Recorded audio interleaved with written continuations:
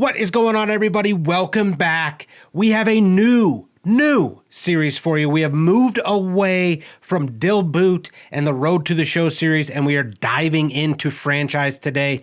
I am going to rebuild a team over hopefully a span of several years here. I went ahead and picked my team already because I wanted to make some changes. I wanted to build them a stadium, so on and so forth. So this year we are going with the Miami Marlins. One of the worst teams in the regular season for 2024. So we're going to try and rebuild them. Currently in this game, we're using just the current rosters are ranked 21st overall, and they have a budget of $121.50. So it's going to be a little tough. I have not looked at the roster yet. Another thing we did do, because we are under new management, we are going to change the team a little bit. We're going to basically rebrand the team. So without further ado, I give you the Miami Manatees. We have kept their blue and just changed some other colors within the logo. We're going to go ahead and get started now. We're going to choose them, and we will see you on the other side. We're going to take a look at the rosters. All right, we are here in just basically the main street. I have full control over the team. That was kind of the things before. There are a couple things we're going to do. This first episode, what I'm going to try and do is fly through this first season. The reason I'm doing this, the reason I like to do franchise, my favorite part of it is the adding of players and drafting players, and basically down the road seeing your team, just a list of completely different players that are not even in the game. So that's what we're going to do. Our main goal for the Manatee this year, this whole franchise, is we're going to try and develop young players. We're going to try and trade and draft for young guys, and we want to be somewhere along the lines of like the Braves or like the Braves, you know, who are just good year after year, and they have good young talent. The Astros would be another team that is exactly like that. That's what we want to do. So this year we're gonna sim the entire year. I'm gonna put a heavy influence on scouting. We're gonna try and basically, we're gonna have a high pick, but we're gonna try and get possibly a superstar in that. That's when you get those guys that are like the A+ potential. So we're going to try and do that. There are a couple things that we need to do beforehand. One thing is our sponsorships. Being that I have played Show forever, we should have a lot of them. I think I might have bought one for my other franchise, but we are going to do the $20,000 per home run, and we're just going to assign these just wherever. We are going to do the $25,000 per game, which is huge. That's a Bruce Bolt sponsorship. I did not know I had that one. And then what do we do? I think we might go $3,500 per strikeout. I don't know what type of team I'm going to have. We'll do per run this time around since we're simulating. I don't know if my team is capable of striking out, but we will have strikeouts, but I think we're going to score a little bit more runs, I hope. So we're going to do the B45 diamond sponsorship, and that's what we're going to do. We can always change those next year, but that's going to make us our money. That's going to give us a little bit extra cash to play around with and hopefully get a winning squad. Okay, we're taking a look at the rosters now. This is my first look at them. We've got some guys, okay? I'm a little surprised. Obviously, we know Sandy Alcantara is on the team and Yuri Perez. Those are probably going to be our cornerstones moving forward. We have very, very good pitching. Those guys are young enough. Alcantara, let's just take a look. His contract is good through 2027. So we have these guys locked up both. As far as everybody else, I don't know. We'll have to dive into some contract looks, but everybody else is pretty much liable to be traded. We've got a couple. Cabrera's another young pitcher, but other than that, honestly, it's better than what I thought I was going to be stepping into. It's really not too bad, but like I said, we want to trade and we want to get a lot of depth with our young players. We want to get we want to turn those like 5 or 6 A's into like 15. So we're going to try and start that process this year. Like I said, maybe I'll play opening day, but I doubt it. I really just want to get to a point where it's my team. We get maybe a draft pick, maybe some trades going on, and I kind of want to tank the season. Kind of want to tank it a little bit. They're ranked 17th now. I don't know. I guess that's because of new ownership. Not really sure. All right. Lastly, before we get into basically the season, this is probably the most important screen for us, especially this year. This is the scouting contract screen. I always hop in here and I always try and get the absolute best out of my scouts. I try and find, maybe 390s, something like that. Something I have been doing this year that I haven't done in previous years that we're going to continue to do is I have been doing discovery. I've been trying to discover new players. I have found a lot of times that works, right? I didn't think so in previous years, right? I thought there was enough of a talent pool that we could just get players just straight off, the scouting, but discovery in this game, I feel is a little bit more emphasis, and I found some pretty decent guys.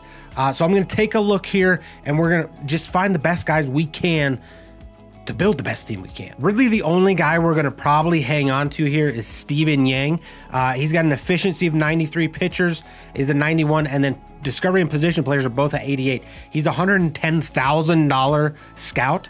And you can see it there that he is legit. So that guy is probably going to stick around. But even a guy like Douglas Romero, who's over $100,000, his efficiency is just too low for me. So like I said, we got to look through and we got to find, like, if we can, we've got $3,800 to work with, which isn't enough right now to get David McCabe. But if we can maybe finagle it, we'll get a guy that is even better than Minor as well, top. All right, I got it figured out, and I actually ended up firing Steven Yang. Get out of here. Go on, get. I fired him because I felt like we could have a better rounded team with him off the board. So we got basically Chad Cobb, who is a stud for position players, just scouting. He won't do anything with discovery. Jeremy Moser, kind of an all-around guy. He'll do mainly pitching, and then he'll follow up on the overflow of position players. And then I did a guy just strictly on discovery. He's going to stick to discovery and just do it the entire time. I've not done this before, but I'm going to do it this time. He can help out with the scouting, but mainly these guys are going to do it. We can always throw in Moser to help with discovery, but I think this is the way to do it. I mean, he's a one-man wrecking crew, but he can only do so much with Steven Yang. So we got Cobb, Moser, and Marte for the win. Let's go. All right, as far as the scouting goes, I wanted to get in here. I want to take a look at basically our young bucks, our guys coming up, just to see if we need to put emphasis anywhere this scouting season. We've got 2 guys in AA that are promising. Obviously, they're going to take time to develop.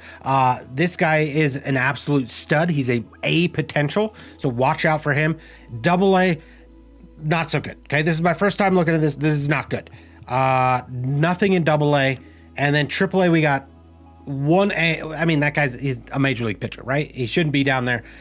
Okay, so on the surface, right, the Manatee look like a very, capable team, but everybody's up. Everybody's up pretty much, but Novelmeyer, obviously, Alcantara is gonna be up. I'll go ahead and make that move, and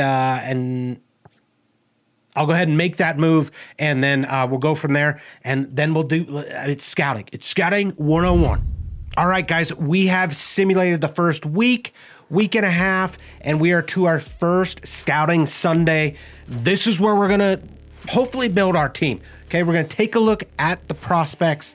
Now, going into this, I don't know. Everybody's on the chopping block. Like I said, probably save maybe our close. Well, I don't even our closer might be ready to go, but maybe a couple starters.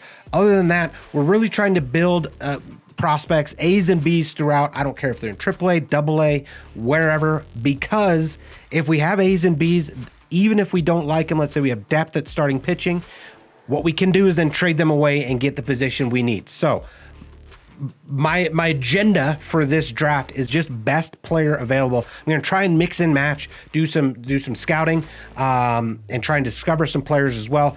We're going to take a look just real quick where we're at. The one thing with starting pitchers, there's always a bunch of it, right? I just basically do a general scout of all the regions and get it over with, make sure I get all the pitchers scouted, just kind of on a blanket, scouting mission. That's what we're doing there. Okay. Pretty simple there. Relievers, I've never had luck with the relievers. Okay. It might be different in this game.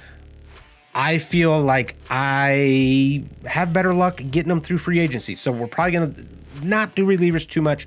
Closing pitchers, I'll probably pick a couple that we'll go after. You can usually find a very decent A prospect in here, if not two. I always tend to pick at least one closer in my draft. So that's something I'm going to probably be focusing on. Just build that pitching depth throughout. We can always move them to reliever, do whatever. And then catcher here. I'm just kind of going right now. I'm just kind of going off what I see on where their draft rank is and where our pick is. Okay. A little bit of a downer, right? I had said earlier that we had a high pick. We do not. We have the 16th picks. So that dream of getting the 99 potential guy, the game changer is it's not looking too good. So I might have to do a little bit more discovery, maybe try and find something close. Don't know. But as far as what we got in front of us, catcher looks to be a spot. Maybe we'll take our first pick, right? 18-26. Maybe some of those guys move as we scout them. First baseman is another position I have a hard time finding a lot of success there. And two, they don't tend to be very versatile. So with that being said, I think we'll probably second baseman. No one jumps off the table. Third baseman, again, not looking good. I'm just looking for first round draft picks, maybe guys that can move up into that region. And as we scout that should fill out the rest of our, rounds, right? Shortstops here again, maybe we can go with George Lopez, something like that, but I'm not promising anything. Shortstops can be overrated.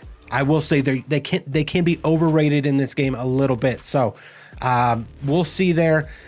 Left fielders, looks like there's a guy there. That dude might be, overall 87 is where he's maxing out. But after that, he kind of drops off. Left field might be a spot.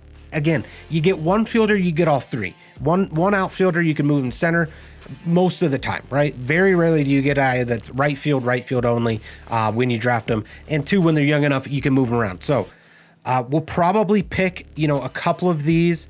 It looks like Manzo might fall into our laps. Okay, he's got up to a 99% potential. We might scout there.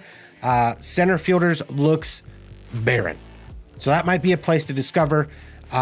It's all just, I'm kind of just throwing everything at the wall for this first year, right? We're gonna discover some positions. We're gonna try and scout the positions. But what I want to try and do is cover almost all of the positions, right? So that way, when we go in, we can just truly pick the best player based on our scouts and what they come up with. So, Eric Lowry looks to be like the guy. 99. That dude might be the game changer. I don't think we're going to get him this year. It's going to be tough for him to fall all the way down to 16, but we shall see. I'm going to try and hold off on trades until we get closer to the draft. That way we can get kind of a better feel of where our team is moving, whether they be going up or down. But like I said, everybody's on the trade block, including Jazz, I would say the only guy that isn't is probably Perez at this point. So hopefully we find some guys here and we feel a little bit better trading our guys away, but we'll see when it gets to that point. So let's get started with some scouting.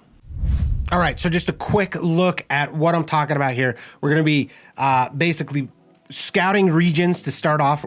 International for catcher, saw a couple guys there. Pitcher, like I said, we're going to scout all the regions, so we're going to start with the West, and then I'm going to try and discover. I had said center fielders. I always forget when you discover it's infield, outfield, pitching, and I think catcher, right?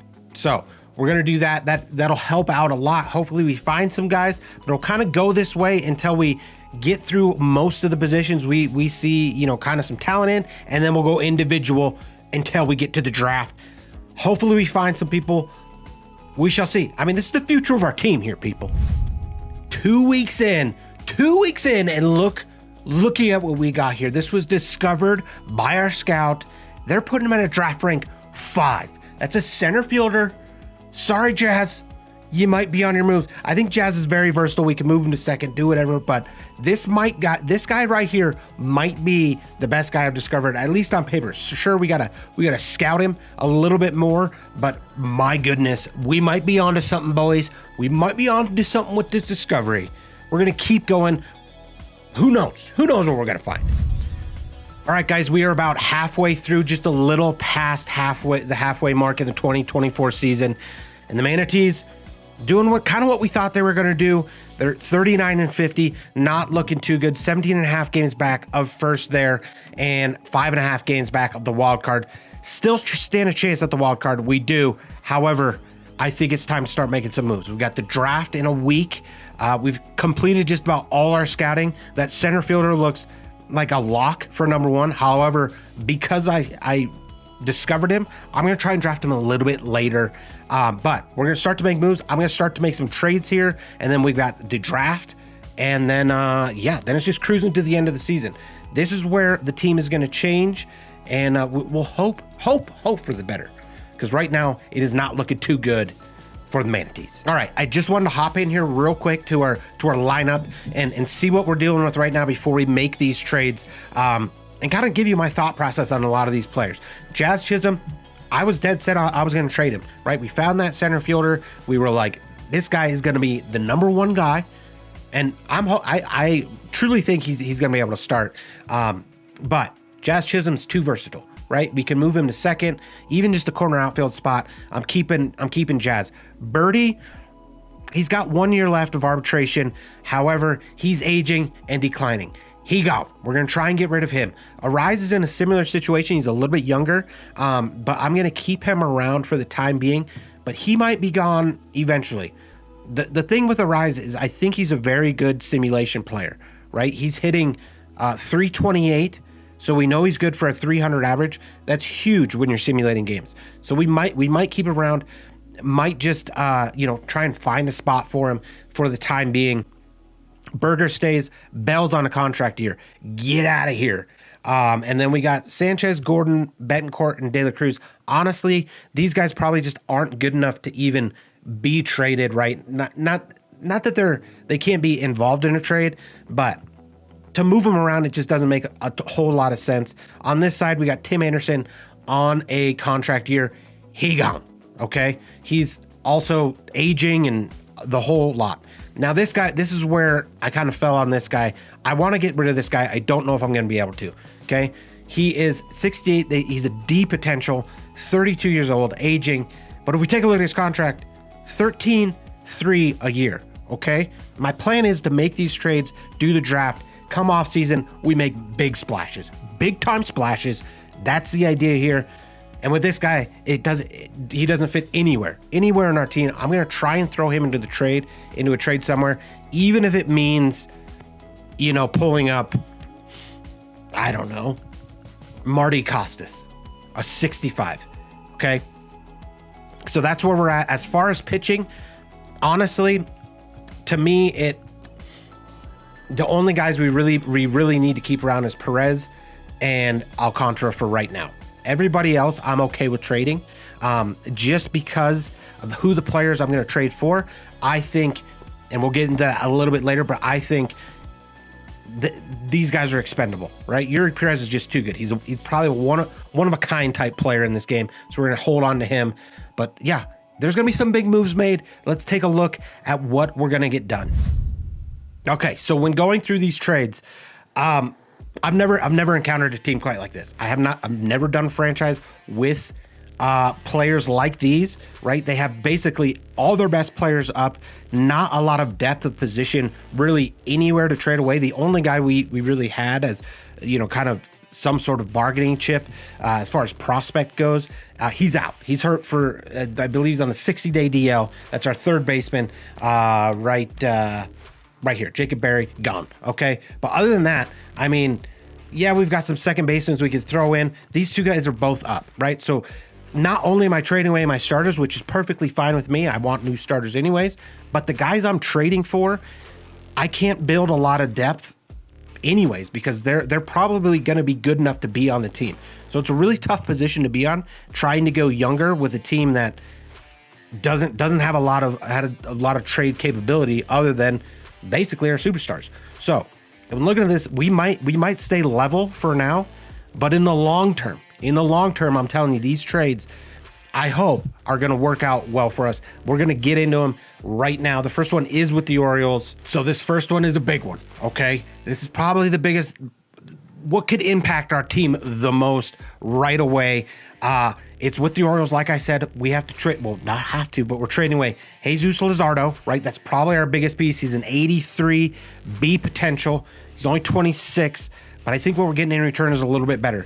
And then we're taking off basically the contract of Josh Bell for the time being. Granted, he is a free agent, but we're not going to sign him again, so might as well get rid of him. And then we're throwing in a right fielder. I thought about possibly going with Kobe Mayo here. It did work out. I just had to do a little bit higher of a right fielder, but I'm going to need starters for next year. I need guys to be on the field right away. Although Kobe Mayo is probably the better long play, I think Jordan Westbrook, I think we're getting a little bit of a deal with him because he is cold right now.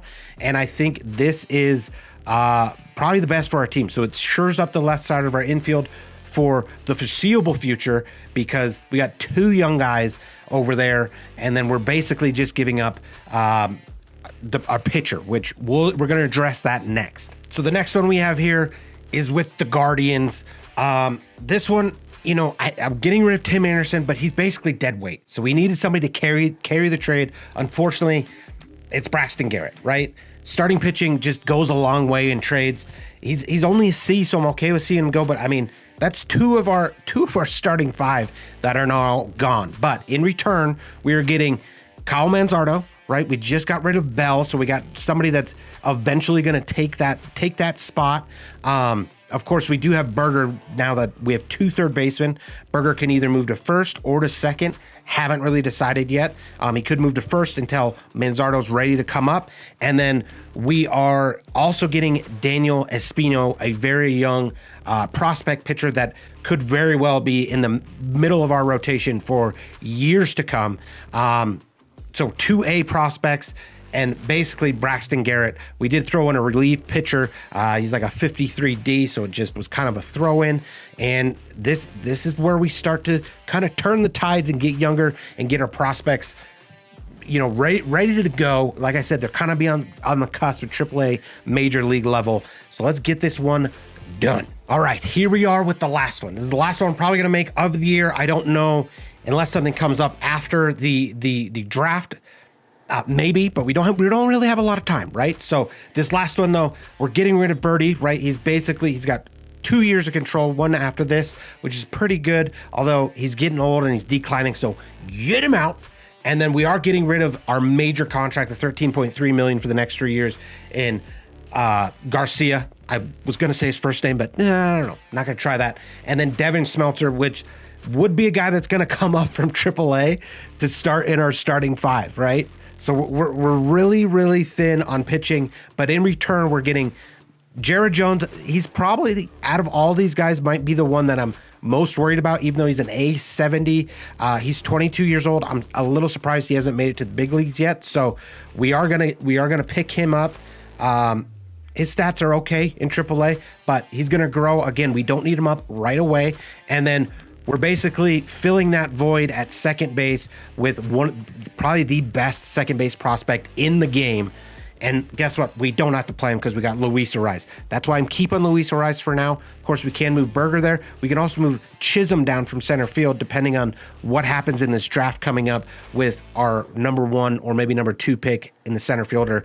I'm guessing I'm a lock to get him. If not, there's going to be hell to pay.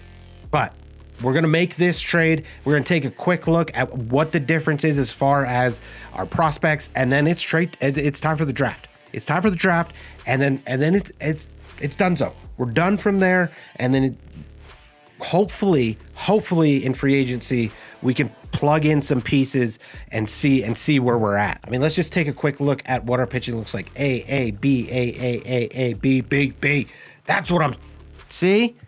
Even though they're lower, right? We're gonna have guys Like I'll probably leave these 3 guys down this year. Maybe pull up like Sixto Sanchez just so that way they get a bit more time in AAA. But I mean that's your starting rotation. Sandy Alcantara maybe being the exception with his age and Puck as well. But guess what? We've got guys to fill in as they get better. I like our starting rotation right now. And then as we just kind of move, obviously we haven't addressed everything. We've only got 1 first baseman right now. I'm going to move up. I don't want any of my rookie guys playing immediately. Now we might run into something where if they've used all their options, but I kind of want to keep them in AAA for the second half, just so that way they can accumulate those stats, get a little bit better. But we're looking good there. Second base, looking good. Third base, looking good. I mean, just across the board, it just looks better, and then we get to the outfield, and this is where, I mean, we do have Jazz Chisholm, okay? He can play all 3 outfield positions, but we're gonna have to have a very good draft, and we're gonna have to probably add a piece in free agency, like I've been saying. But I'm liking the direction of our team, because then next year as we get going, some of these other guys that don't make the cut, we can trade them away and build depth at those positions. Liking what I'm seeing. Liking it a lot.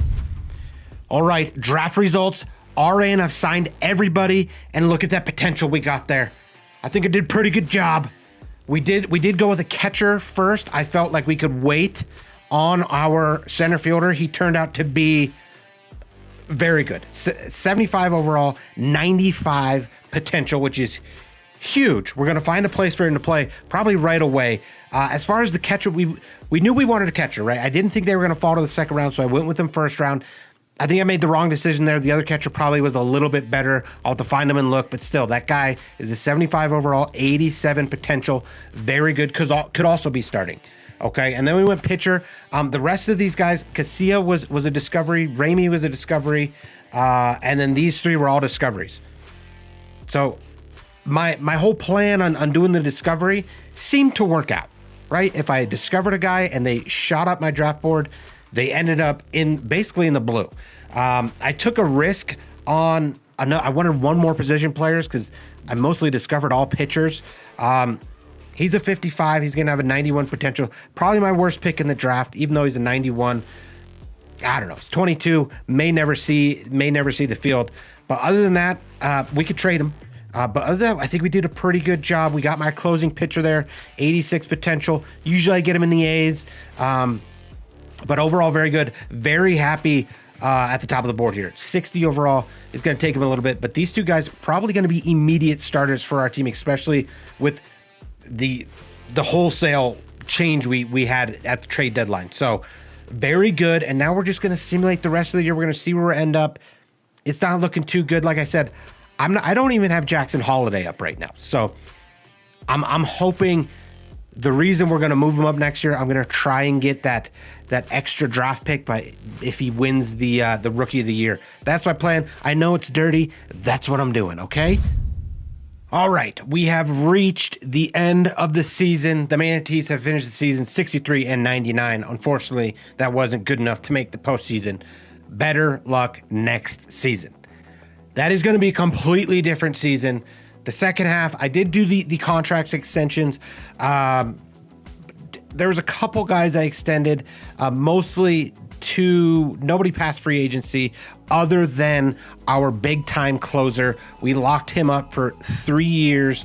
I figure it's easier that way than going out and trying to get somebody in free agency. But the regular season has come to an end. We're just going to take a quick look at where we ended up. We're going to see who wins the World Series. Okay, so Manatees, like I said, 63-99.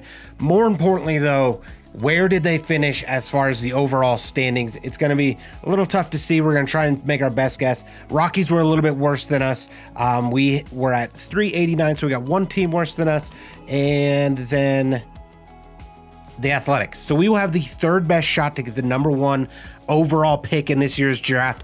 I think, as guilty as I feel, it was a successful season because we might have the chance to get maybe another 2 guys like we got in the 1-2 this year, especially if our discovery stays on point like it's been going. So we did have a lot of injuries in the second half. We had our rookie center fielder go down. We had one of our better starting pitching prospects go down. So we'll just have to keep an eye on that. I think they'll be fine, but they were like multiple month injuries, so hopefully nothing diminishes there. We'll see once spring training rolls around. We'll quickly go through this. This is just basically the who's in the playoffs. We don't really care too much because these teams are going to change as we start playing. We'll get a better idea of who's who and what's going on.